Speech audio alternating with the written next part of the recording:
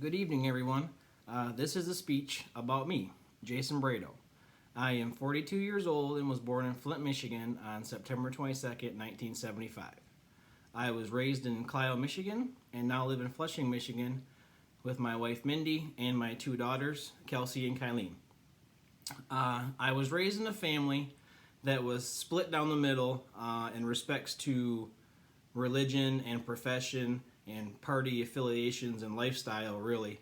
I feel like this shaped much of who I am today and kind of the walking dichotomy that I am when it comes to decisions in my thought process most of the time.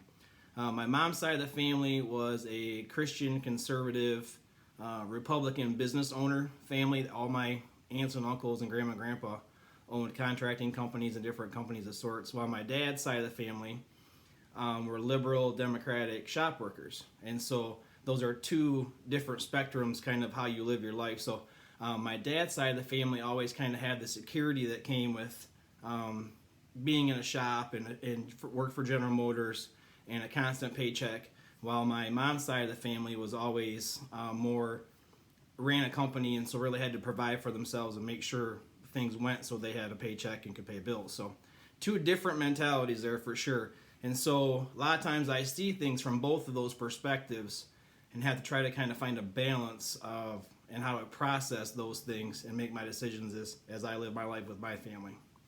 A little bit about me as a leader. If I was to label myself how I think I am as a leader or what I would want to be as a leader, I would say that I try to be an authentic leader who uses the situational approach most times for my leadership style. I feel like you need to deal with each individual person on an individual basis as far as them and then also the situation or the instance that's in front of you. So you can't deal with any two people the same way, and I don't think you can deal with any two situations the same way. All situations are dynamic and fluid in nature and are multi-leveled with when you deal with people and business and all that. So I just feel the situational approach, while being difficult because you have to constantly read things at different levels and people, it's more of the way to go for me.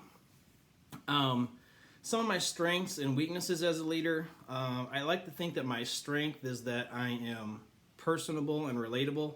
I think people most generally think that they can come to me and tell me the truth about the situation, and then I will do my best to try to find a way to make it right or to fix it and then to move on. So I think my weakness probably as a leader is having empathy, which kind of sounds weird to me, I guess, when I say it out loud.